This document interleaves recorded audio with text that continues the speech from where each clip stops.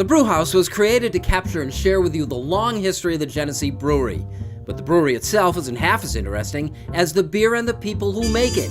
Visit GeneseeBrewhouse.com.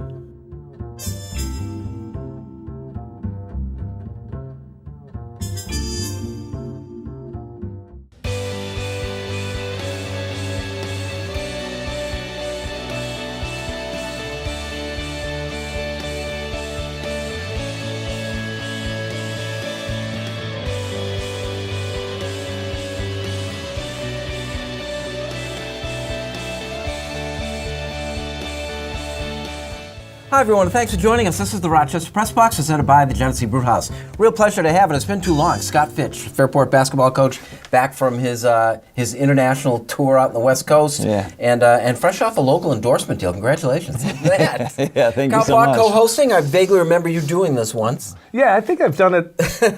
Yeah, I've done Another it before. show. Another show, yeah. Good to have you back. Good And to be of course, here. Pat Duffy, what are you wearing? Detlef Schrempf, Seattle Supersonics jersey. For my money, from inception to death of franchise, basketball-wise, no better jersey history than the Seattle Supersonics. Love the Sonics. Come Great on, colors. right? You love the Sonics? They got to bring it back. Yeah. They got to bring back the Sonics. It's only a matter of time now, right? Come on. Hey Scott, tell us briefly what you did. You know, when you went out to Portland, Oregon, who you were working with. Yeah, so I got asked by USA Basketball to coach in the Nike Summit game, which means I had the top 12 players from the United States against the top 12 from the rest of the world. And it's become a real prestigious game that NBA franchises are at, as well as, you know, big fan support, just because you got the top players in the country that you're going to be seeing at Duke and North Carolina next year. All the stuff that we were going over before the show started, what I most enjoyed was the fact that how quickly you were able to establish some credibility with kids of that ability. Yeah, it's hard because they don't know me from anybody. I'm not John Calipari walking into the practice, but I think those kids are driven and they have a desire to be great. And once they found out that you could help them do that, then I think they're all in. And I helped one kid with his shot the first day, and after I helped him with his shot, the other guys kind of saw that and they'd be coming over to me. So they didn't know me from anybody, but then after that they were like, Coach Fitch, can you look at my shot real quick? Because again, they want to be great and they know that they need a shot to succeed.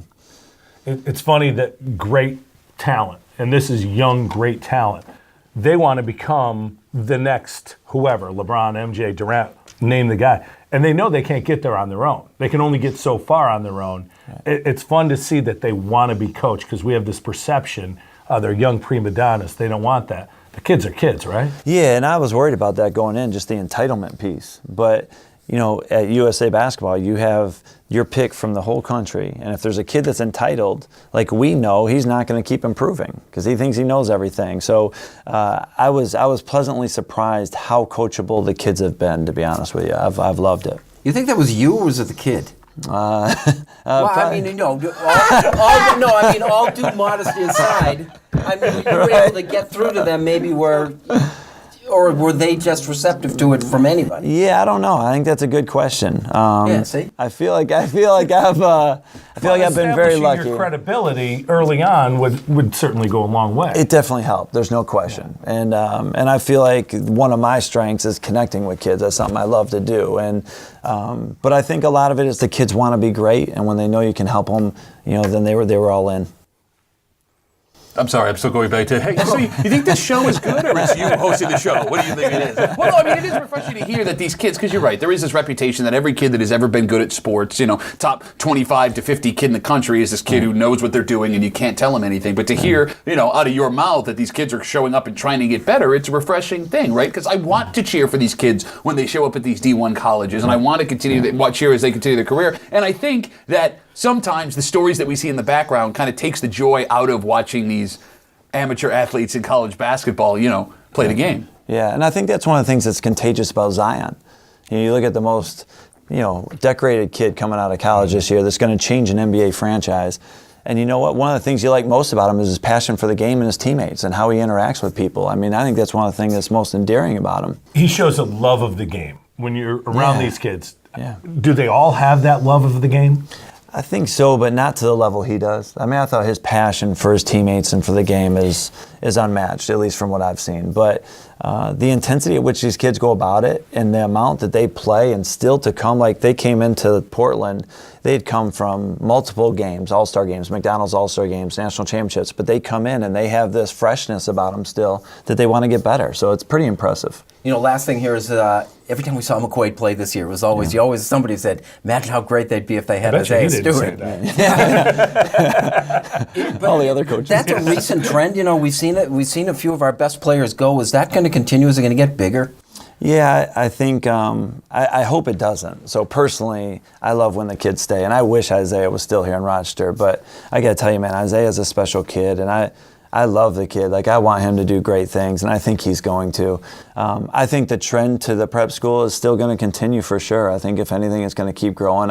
A lot of times, you know, the kids can reclassify. So, you know, a kid like that I'm coaching that's a junior is going to be a senior, only has 1 year left. When he goes to prep school, he can reclassify and get 2 years. So it's really hard to compete with that, I guess. But I still think for me, at the end of the day, it's finding the right fit for the kid. And I think every kid's different that way, socially, academically, and basketball-wise. And I think finding the right fit's the key. We are the Rochester Press Box, presented by the Genesee Brewhouse. We'll talk about the Buffalo Bills next.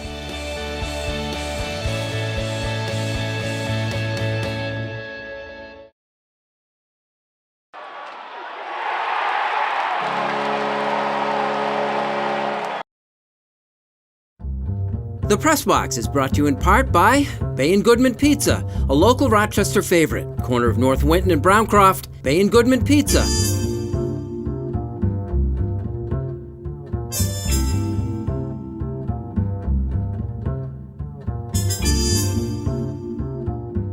Welcome back. Thanks for joining us. This is the Rochester Press Box, presented by the Genesee Brewhouse. Buffalo Bills, that schedule came out. You know, didn't want to get on the one-loss stuff. That's a workable schedule for the fans. The way it sets up at the beginning of the season, you know, who they're playing and where they go. This is a pretty nice deal, I think. Yeah, I like it. The 1 o'clock games, I guarantee Sean McDermott was doing backflips. You know, coaches love routine. And 15 of the 16 games are 1 o'clock games. So it's great for that. The fans can look at it and go, all right, the first 2 on the road, but it's New York. If you wanted to travel, it's doable. And week 3, Cincinnati, that would be looked at as a winnable home opener. So I think it's a good schedule for the fans, good schedule for the team, but they better get off to a good start because the closing stretch is pretty tough. God, I love 1 o'clock games. It just sets up my autumn. You know? I'm with you 100%, man. And as a season ticket holder, no big deal. The best part of the schedule, 3 straight fall home games. Right? Early fall. Yes, you avoided the December nightmare of 3 December games. There's a point in the schedule when they'll come home for the home opener. They don't go back on the road, what is it, for 55 straight days? That's almost unheard of. The Buffalo Bills will be in Buffalo with nowhere to go for 55 days. And on top of that, you're not facing anyone coming off of a bye week. I'm with you. I don't know if where the schedule lays out matters to wins or losses, but those 2 things are pretty big, especially when, for 6 straight years we were getting the Patriots coming off a bye, right? I'm loving it. When you see a schedule, when you play a team makes a difference. No question. No, I think it definitely makes a difference. And I think having that fluidity throughout your season is extremely important. So I think their schedule sets up well. I'm excited for the Dallas game. The Thanksgiving day. Yeah, that's pretty cool. Do you give yourself a lot of time to watch NFL? Yeah, I love the NFL, no doubt. No, I'm a big fan. I'm a big fan of any sport, to be honest with you. I just love to see people compete. I think you can learn and take stuff away, so I'm always looking at it and breaking it down. I think it's a big year for McDermott. You know, you got your 3rd year. His culture's in place now. You kind of got no excuses here the next year or 2 for him, I think. Oh, he's pinned against a wall here. He was saying 3 years. Every other word out of his mouth, 3-year plan. Well, you're at year 3, buddy. Oh, we better do something. Well, you really need 3, though. I mean, you need at least 3. Is that like the magic number for management and coach? 3 years in? It seems to be. You get your players in then, right? Yeah, if you go somewhere, you get the turnover. But let's face it, this team, they've added a ton of depth. How much quality, how many starters have they added through free agency? Maybe a few in the front because they had a pretty bad offensive line last year, but I don't think anyone's looking at their free agent numbers and going, that's a ton of talent. It's good depth. How much better are they going to be? All righty. This is the Rochester Press Box, presented by the Genesee Brewhouse. Like it or not, is next.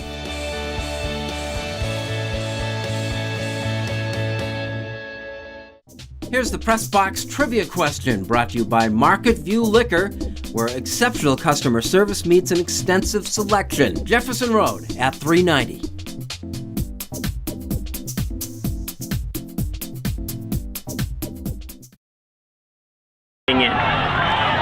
Today is all about belief. Right? It's not enough for me to believe it. It's not enough for Coach Hill or Coach Barstrom to believe it. You have to be the ones that believe that you are capable of running the way that we all know you are capable of, and that those negative thoughts that are coming into your head, you can acknowledge and push away. What's your response to them going to be? 5 more meters, 5 more meters, 5 more meters.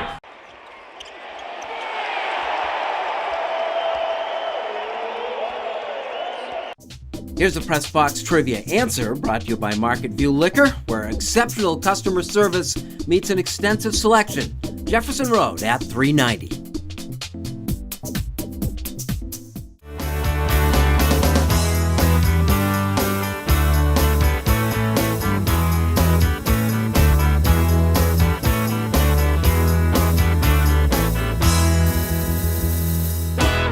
Welcome back. This is the Rochester Press Box, presented by the Genesee Brewhouse. Pat, like it or not, the contract that Seattle gave to Russell Wilson. I don't know what the hell the Seahawks are doing. All right, so you have a quarterback in Russell Wilson who was allowed to be successful because of what the defense was doing for him. They put him in a position to be successful. Without that defense, you don't know who Russell Wilson is. So then they start to dismantle the defense to find the money to pay Russell Wilson. In fact, they had to trade another one of their defensive stars to make room for this contract. If I'm the Seahawks, and I know this is hard to do, but I'm waiting for an NFL franchise to do it. When that quarterback starts to hit his peak and downslope, because let's be real here, with the way the career is, Russell Wilson is not going to be as successful as he was. Wilson's the guy to go. You're going to take a year, rip the Band-Aid off, maybe 2 to find your guy that can play quarterback. But no, you did the opposite of what you were supposed to do. You invested the money in the wrong person, and they're going to pay dearly for it over the next few years. I always wonder what it's like in the locker room when guys know that because you got that contract, these guys are going to lose their jobs. It's this constant balancing act. And it's like, damned if you do, damned if you don't. Sign a guy like this. Everyone searches for the quarterback, but you've got to pay the quarterback. And when you pay the quarterback, you lose the depth around him. Notice to the Bills, we talked about the 3-year plan. Josh Allen's in his rookie deal. If he succeeds and becomes the guy everyone hopes he can become, he gets a Russell Wilson-type contract. The Bills then lose depth and talent around him. So you better succeed when the quarterback's young and not getting paid, or else it's going to be even more difficult. Scott, like it or not, any team in the NBA East? Good question. I'll say no. No, I think Golden State's going to be tough to beat still. I mean, I know people are saying Houston too. I don't know how you go against all the firepower they have. And I love the East. I think the East has been compelling. It's really fun to watch. And the team that comes out, hopefully, will compete really well. What do you think that'll be? Or do you have a... Yeah, I'll go Toronto. Ooh, the upset. Toronto. I'll go a little bit. I think they're meshing pretty well. I like their chemistry. Like it or not, I think it's money in the bank. The Yankees, the fact that they're winning with 13 guys on the injured list. And it's starting pitching. If you start to look over the last week, the starting pitching has carried them. They're getting contributions from Voit, from Torres, but the bullpen has been a little shaky, but they've been really good with their starters, taking them deep into games, giving them a chance. If they could survive and the schedule plays in, they're playing a very easy portion of the schedule. The fact your Red Sox are tanking is helping as well. But overall, I don't recall that being the plan either. I don't remember anyone saying, yeah, the Red Sox are going to be way below 500 this year. But they're surviving with the injuries. They're going to get people back. It's like adding a whole bunch of people at the trade deadline. They see that like money in the bank. Well, but I mean, it's obvious that the brilliant managerial moves of Aaron Boone is what's making this work, right? You know what he said the other day? Wow, look at all this stuff happening right in front of me. This is amazing. I'm Aaron Boone. I don't know how to manage a baseball team. We are the Rochester Press Box, presented by the Genesee Brewhouse. Unfinished Business is next.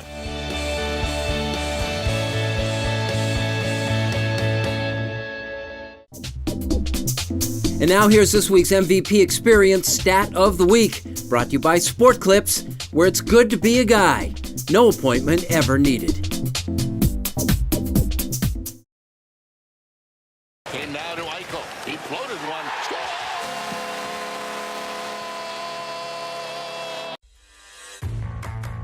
Treat yourself to Dunkin's new Blueberry Crisp, Coca Mocha, and Caramel Craze signature lattes. America runs on Dunkin'. Welcome back. Thanks for joining us. This is the Rochester Press Box, presented by the Genesee Brewhouse Unfinished Business, brought to you by Dunkin'. America runs on Dunkin'. Pat. I am feeling great. You know why? I realize that I am a sports fan that takes more joy in the pain of others than the success of my own teams. Because let's be real, as a Bills and Sabres fan, I don't have a lot of success lately to revel in. But something happened early last week. The Toronto Maple Leafs were beaten by the Boston Bruins in 7 games. I despise the Toronto Maple Leafs. I despise everything about the Toronto Maple Leafs. The fact that their fans are the New York Yankees fans of hockey. Ugh. The fact that you can't get a ticket into that arena if you're not the CEO or a spoiled teenage son of a CEO of a multinational corporation that works out of Toronto. But my favorite part about the Leafs losing that series in 7, by the way, the 3rd time in 4 years to the Boston Bruins, who I also hate, but I needed to cheer for them this week, was the Leafs went out and spent a fortune trying to buy a Stanley Cup. John Tavares throwing Mitch Marner a huge contract. They're going to have to, Austin Matthews a huge contract. They're going to have to pay Mitch Marner next season to keep him around. And you know what it did? Nothing. You couldn't win a series. You played 7 more games than the Buffalo Sabres did, and they had one of the worst seasons when it comes to expectations to reality ever. You deserve it. You all deserve it. You're Major City. We own hockey. This is our thing, and we're going to show you you didn't. And I know that I shouldn't feel this kind of joy. But because I have no success in the things that I love, I'm taking joy in your pain.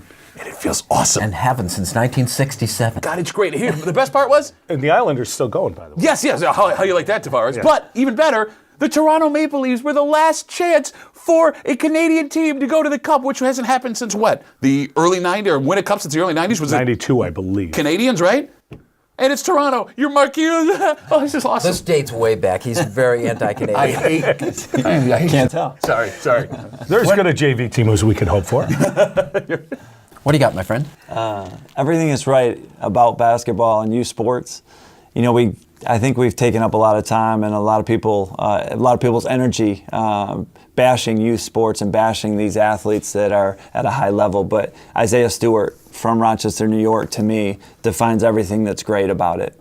At a high level, coaching the top kids in the country, Isaiah stands out not only with his energy, but the fact that he's a good teammate, the fact that he's passionate and caring. He has all those attributes that I think make us extremely proud that he's from Rochester, and I couldn't be more proud of him. But I want my kids to look up to Isaiah and kind of act the way that he acts on the court and off the court. These things are still in the early days of this, but we think Isaiah Stewart could be one of the greatest things to ever happen to Rochester sports. Knowing him as closely now as you do, I mean, is that in the cards? Yeah, I think a lot of things have to go right for that to happen. There's a lot of intangibles that are moving, but I can tell you this, that a lot of times when you get to know a kid and a player better, you know, you don't like him as much as you did initially. But Isaiah, I think it's the opposite. The more you get to know him, the more you really want him to be successful. And I think he could be, you know, a great thing out of Rochester. He already has been. Yeah, great thing. University of Washington next year's reason to watch the late games. Yeah, right. We'll be all staying up very late, and you won't be because you have to get up so early. Yeah, unless the Leafs are losing, I'll watch that. Yeah. Well, the college basketball tournament has come and gone, and we all enjoyed it. And while that was going on, something else was going on in the courts. There's a college basketball bribery scandal going on, and Bruce Pearl's first hire at Auburn, which he was hired while still under a show cause penalty from the cheating he did at Tennessee, was Chuck Person. Chuck Person pled guilty in this trial. Well, it's continued. And earlier this week, a guy who was convicted of investment schemes testified as an informant for the government. So he's one of the good guys, even though he's convicted. But he pointed fingers not at college basketball, but at college football. Pointed fingers at Penn State, told the story about paying a father of a player at Penn State $10,000 to stay in school. The player, former Bills first-round draft pick and huge bust, Aaron Maben. I guarantee Bills Mafia would have paid more than $10,000 to keep Aaron Maben at Penn State. But he also pointed fingers at Alabama, Notre Dame, Michigan, some of the biggest schools in college football. This was inevitable, and unfortunately, I think it's going to get worse before it gets better. You guys bump up against this all the time. Is there a solution to this whole college? Too much money in sneakers. Yeah, no, there's a lot of money to go around, and the way it's set up now, there's no quick fix. Well, Pat's an advocate of of paying, finding a way to somehow reimburse the athletes. Is there a formula in there that can help this? Everyone now has gotten to the point where even with the FBI involved, they just assume it's dirty. That's not good. Yeah. Well, I mean, you look at it this way. You don't even have to have anything come out of the pockets of the colleges, because the colleges are going to cry poor, right? They find a way to work their budgets so they're operating at no profit. Just let the kids license and sell their own images while in school, right? Because even a kid that goes to the University of Akron, right? You're going to be able to sell that kid selling autographs in a mall for a couple of $1,000s during a season. It's something, it's a start, and they now have control over how they're shown in the media and how they're being sold to the fans of these teams. And with Title IX in place, it's going to be difficult to come up with a pay scale that works for everybody. You can stipend people, but your solution's actually the closest to I'm a genius. I've been saying this for years. We are the Rochester Press Box, presented by the Genesee Brewhouse. Unfinished Business, presented by Dunkin' America Runs in Dunkin'. Scott, great to see you again. Yeah, great to see you And guys. congratulations on the work you did out there. Yeah, thank you. Thanks for having me. Carl? Good to be again? here. Thanks for having me. Pat? Thank you for joining us. We'll see you next week with the Rochester Press Box.